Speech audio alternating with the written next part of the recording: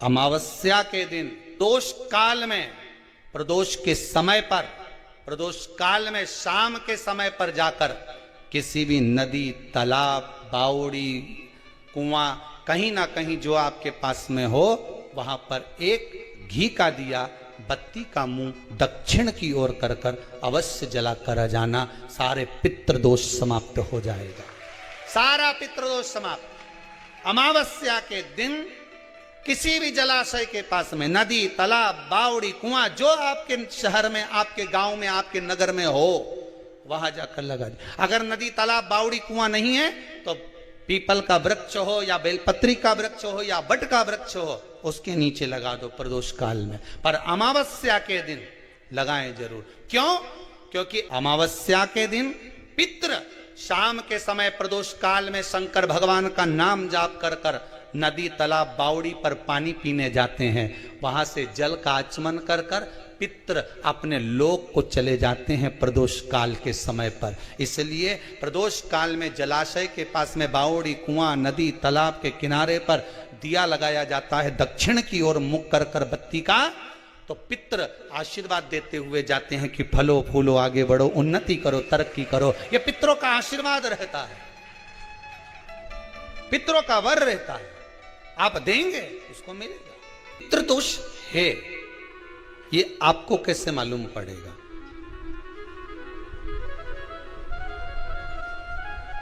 पितृ भूखे हैं, इसका तो वर्णन हमने पहले कर दिया कि रात्रि को जब आप सोने के बाद में 1-1.5 घंटे बाद अगर आपकी नींद खुल जाए, 1 घंटा 1.5 घंटा आप सो लिए, उसके बाद जो नींद खुली तो 1-1.5 घंटे तक अगर आपको नींद नहीं आ रही है, रात्रि को सोने के बाद में 1 घंटे बाद जब उठे तो आपको प्यास लग गई, भूख लगने लगी, प्यास लगने लगी कि मेरे को पानी पीना पड़ेगा, घबराहट हो रही, पानी पीना पड़ेगा। 1-1.5 घंटे सोने के बाद अचानक नींद खुले और आपको प्यास लगे, समझ लेना आपके पितृ भूखे हैं और प्यासे हैं, भूखे और प्यासे हैं, उनको जल की जरूरत है। किसी भी नदी में, सरोवर में, कुंड में, बावड़ी में, तालाब में, आप तीर्थ में जाकर जब स्नान करते हैं तो स्नान करने के बाद एक काम का नियम बना लो कि अपने हाथ की अंजलि में जल लेकर अपने पूर्वजों को देना है। प्यासे रहते हैं, भाग मांगते हैं, प्राप्त करना। 3 वृक्ष पितरों के तुल्य हैं। पहला पीपल, दूसरा बट वृक्ष, तीसरा बेलपत्र का वृक्ष। ये पितरों के तुल्य हैं।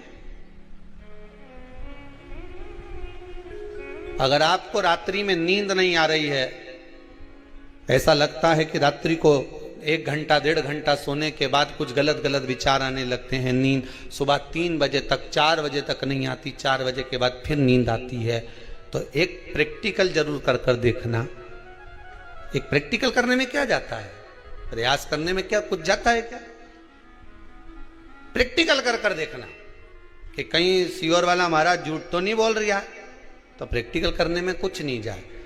1 लोटा पानी लो, उसमें थोड़ा सा कच्चा दूध डाल लीजिए, श्राद्ध पक्ष चल रहा है, बेलपत्री का पेड़ या पीपल का पेड़ या बट का पेड़, इन पेड़ के नीचे ले जाकर उस दूध को दोपहर में सुबह 10 बजे से लेकर 12 बजे के बीच में ले जाकर चढ़ा दीजिए। रात्रि को फिर ना आपको प्यास लगेगी, ना भूख लगेगी, नींद एक बार लगी तो सुबह ही खुलेगी। प्रैक्टिकल करने में क्या जाता है? पानी डालने में तुम्हारा कुछ जाएगा? अरे बोलो तो सही। प्रैक्टिकल करने में क्या जाता है? कुछ भी नहीं बिगड़ेगा। ये तो बस जल डालोगे तुम्हारा ही कुछ अच्छा हो सकता है, बाबा की कृपा। 3 वृक्ष पितरों के तुल्य हैं। पहला जम के बोलिए पीपल, दूसरा बट वृक्ष, तीसरा बेलपत्री का वृक्ष। 3 पीपल के वृक्ष में 52,000 ब्राह्मण एक साथ निवास करते हैं, इसलिए पितृतुल्य है। बट वृक्ष ब्रह्मा जी के मस्तक से बना, इसलिए पितृतुल्य है। और बेलपत्री का वृक्ष माता पार्वती जी के अश्रु से बना। जब आंसू गिरे थे माता जगत जननी जगदम्बा पार्वती के, उस समय पर पितृलोक में हलचल उत्पन्न हो गई थी। हमारी नातिन की आंख में आंसू कैसे आ गए? मैनावती की पुत्री है,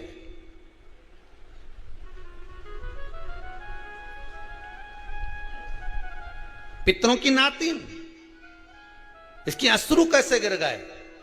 पार्वती जी ने कहा ये आंसू नहीं, मेरा पुण्य भाग प्रकट करती हूं बेलपत्री के रूप में। तो पितरों ने वर दिया था कि ये बेलपत्री का वृक्ष हमारा आशीर्वाद है, इसके नीचे अगर कोई दीप लगाता है, शिव को स्पर्श कर चढ़ाता है, उसके पितरों की शांति होगी। हम स्वयं उसको आशीर्वाद देने के लिए पधारेंगे। बेलपत्र का वृक्ष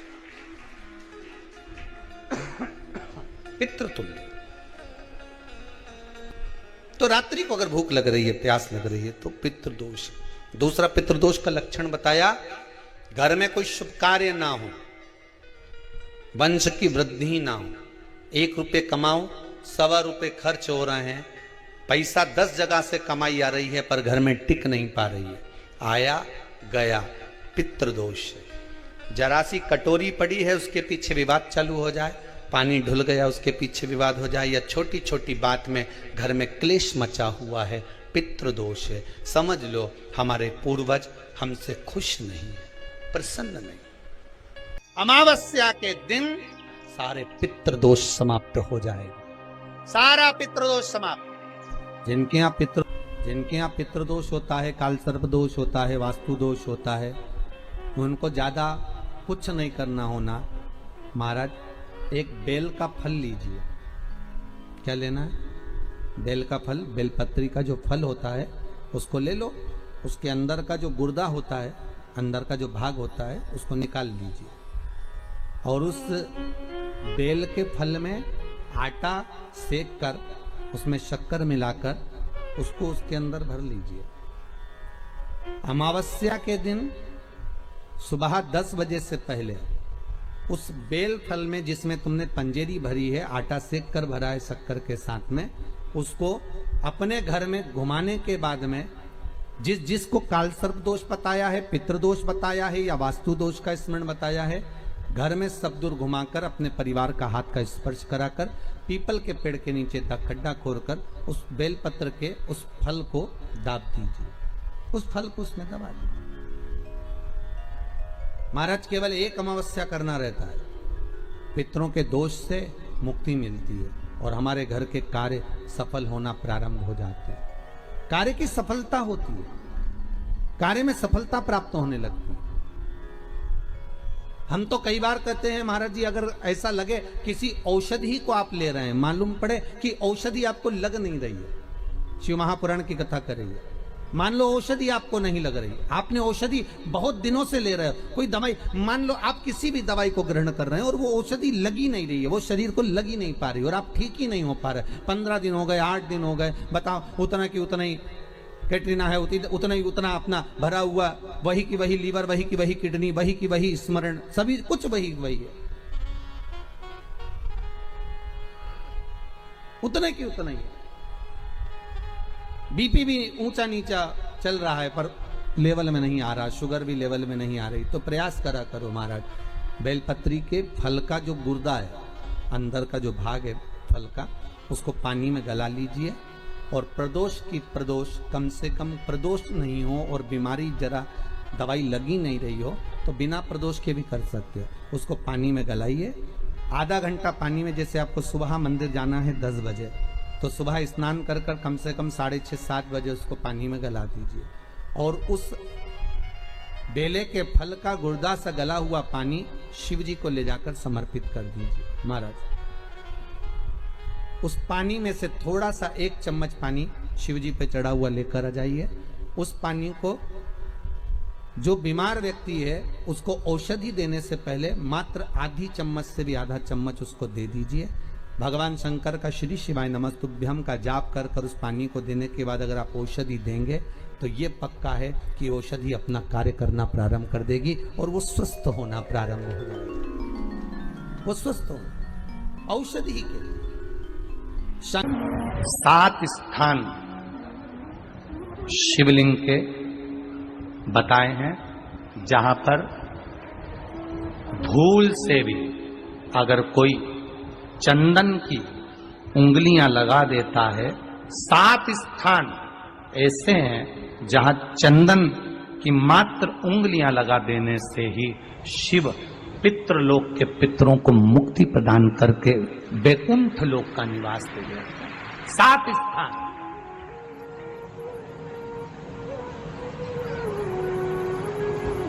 और वो 7 स्थान जो चंदन के बताए गए, पहला भगवान देवाधिदेव महादेव के शिवलिंग पर चंदन का लेपन।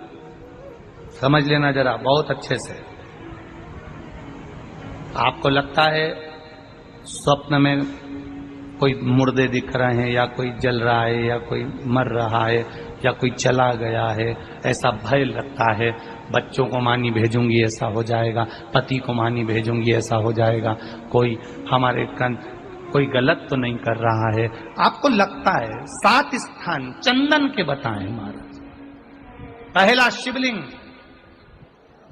दूसरा जहां गणेश जी का स्थान है, मालूम है ना सबको, जम के बोलो जरा, मालूम है ना सबको, जहां गणेश जी का स्थान है वहां अलग से गणेश जी बैठे, वहां नहीं। शिवलिंग में जलाधारी के ठीक सामने राइट में गणेश, लेफ्ट में कार्तिकेय, बीच में अशोक सुंदरी।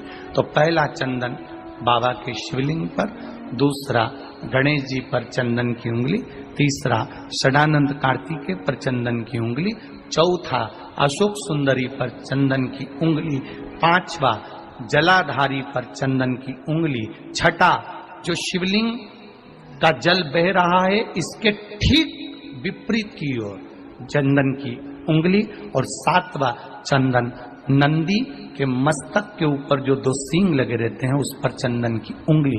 ये कब लगाई जाती है? या तो अमावस्या के दिन। आपको लगता है कि हमारे पूर्वजों का उद्धार नहीं हुआ, हमारे पूर्वजों का कल्याण नहीं हुआ, कहीं अधोगति में कोई चला गया है, उसका बस एक बार, रोज नहीं जरूरत है, प्रतिदिन जरूरत ही नहीं, महीने में एक बार अगर अमावस्या के दिन भी आपने चंदन के थोड़ा सा चंदन अगर मेरे देवाधिदेव महादेव को 7 स्थान पर समर्पित किया है।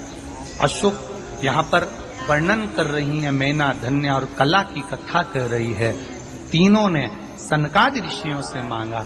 चंदन भगवान को अति प्रिय होता है, और चंदन ही एक ऐसा होता है जो पितरों को भी प्रिय होता है, जिसका स्पर्श मात्र लगने से पूर्वजों का कल्याण हो जाता है, वो चंदन का। अमावस्या के दिन जो नदी, तालाब, बावड़ी, कुआं किसी भी एक जगह पर अपने पूर्वजों का नाम लेकर शाम के समय पर दिया लगाएगा, ये मेरा विश्वास रहता है, उसके लिए कुबेर भंडारी भंडार जरूर बनेगा, पितृ भंडार अमावस्या।